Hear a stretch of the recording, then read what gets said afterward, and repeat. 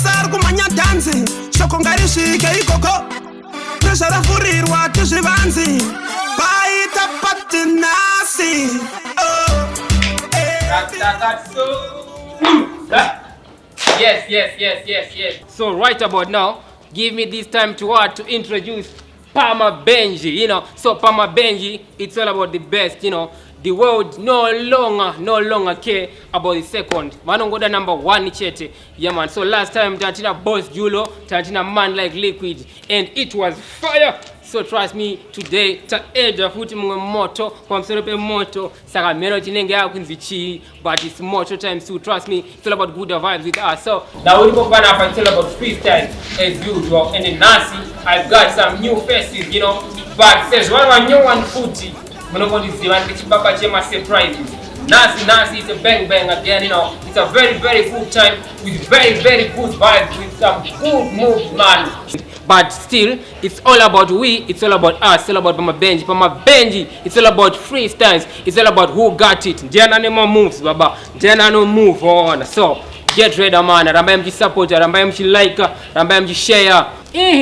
Yeah man, as we can see Nasi, man. Nasi na mbukuze eti Nasi mawani ndine chibaba changu chutangika fupi. Trust you know man, I'm Dara one of the Bota Motors. I'm not one company ma motor space, but trust me, it's all about Bota Motors. Kuno kuku. Zitarajo mnogo non lakirwa. Ndina sebunu. Yeah man, one bunira jamuga areas chichi. So man pangu nasuna kutaura. First round boys rangu inawema freestyles. Uno choose any song ya wada. Uroa because ndiwe. Then second segment, ndindo kusend rice, ndindo kupai song. In fact, no kupai song, ndindo play a song. Then last segment, which is my favorite, ndindo kuitry my sound. Maisia, motamba to my sound. Sanga boys rangu, I hope amusi kuchikana ana. And it, muri ready rich baba? Yeah. Muri ready rich baba? Yeah man, so arudotanga ndiana? Ndiyo arudotanga. So arudotanga boys, di sebunu. Yeah man, sebunu. Mbono, sisa yeto zero. Gambo, release the banger. What?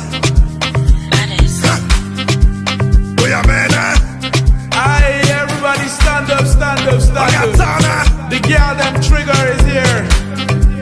Gambo, let's get. Gambo. Try my castle for me. Make you show me the way. Money I find up today. Me I don't go Greek and go away. Make you castle for me. What? You show me the way. Money hustle no be today. Me I don't go Greek and go away. Kill it up.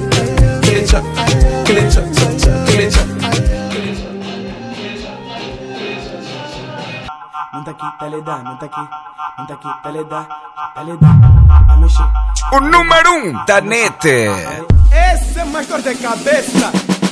Eu bravo. Che, não tá aqui, tá le dá, não tá aqui, tá mexendo, não tá aqui, tá le dá, não tá aqui, tá mexendo, não tá aqui, tá le dá, não tá aqui, tá mexendo, não tá aqui, tá le dá, não tá aqui. Colou.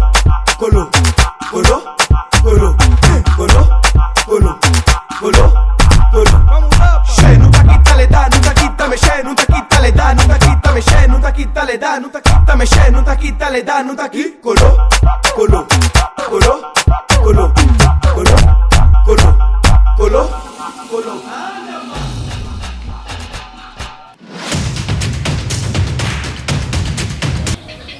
Holy, yes.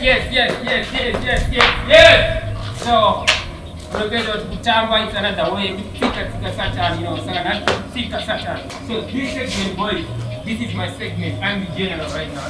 So, the name Chitamana, then this is like a player. Chira player, boys.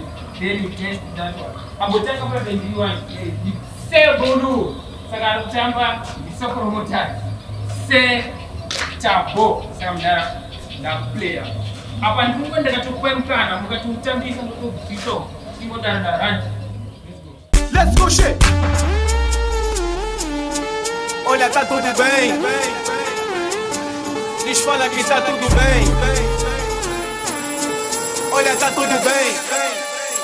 1, 2, 3, let's go shit.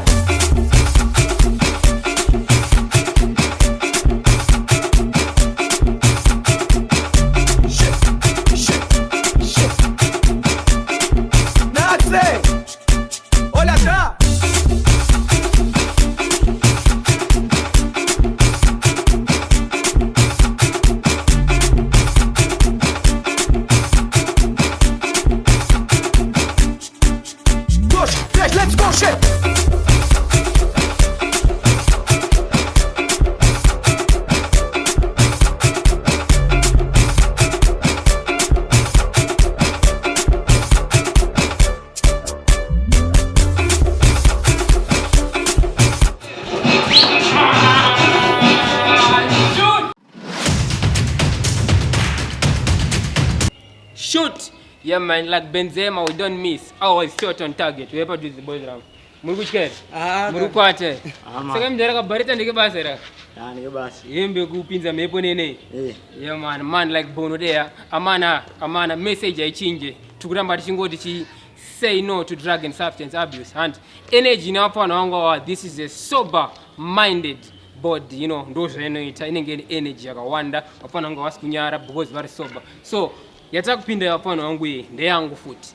Vanogara chuna this program this is my favorite segment because I love it so that on. So this segment then chingoita sound. Webati. Then ndikaita sound mimo of matamba zikuendera ne sound iyoyo. Tanzania sana. So ndakuradiza vanhu kuti chii chinonzi dance man. We introduce this thing. Pamabhenji yatangira kuno because ndedu tisivaridzwe dhiri. Maibata. Tisokutanga kuita zvinhu izvi. Waona. So ndikutangana navo. Pabe ndambotangana Natabu. Kwase imopana musina energy. Mukuchikana nere boys. Kati. Pineka mgiya. Alright. Ndikutangana na Sebunu this time. Ndichangweda chisound mdara. Mva machitamba ndobva ndira chisound. So tine two machance, right? First second to dar and boys ngachitezeza tinazo. This is the final segment. Maizia. Yeah man. So kune vari kuona guys, the best thing you can do, you can just like, you can follow, you can share. Fire emojis in comment section. Nungwasangotaiwa buna pizza bus. Nungwasangotaiwa bota tabo sokoro motors. Enda ni marandi comment section there. Saka boys rangu takutanga. Tukutamba ni mkingani. Yeah. Yes. Sanyango nikakozera unotamba hizo. Nikafema unotamba hizo. And stand up tanga. So first sound yako is 1 2 3 go. Yeah man, well done. Yo, sokoro motors, my ready him there. One send and that prepare for my one. And 1 2 3 go ding. 1 2 3 go ding. Okay. Yeah, tap your kuno. 1 2 3 go. Woo ding.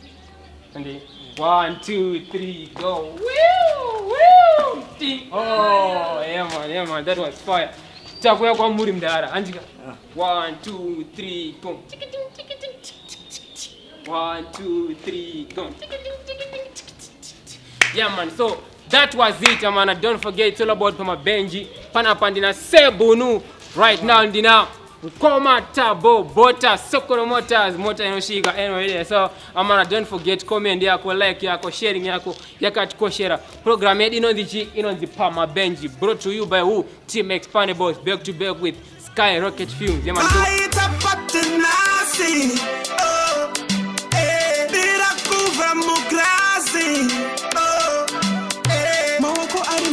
Kunge mklasi pati yakahita pisa jasi vanhu vari kufara zvakapfurikidza nhasi kuita kunge Jesu watsika pasi tarisa tuzvimoko zvatakapfeka ona tumwe tukutweka vapana vachireva maclacks ndipo kuno foni yangu pane zviri kuleka gasi ndakufonera vanhu vachanhongeswa dhokota varipa muchaponeswa kila chigarawo vatipa vanhu kuti matoireti haikona yekubrokesa pati yapisa zvinhu zvakudadisa vanhu vari kunakidzwa kumira tarambidzwa vabereki vatizwa mudzimba dzakapfigwa presha rabatidzwa vanhu muchapfidzwa vhantane yakabata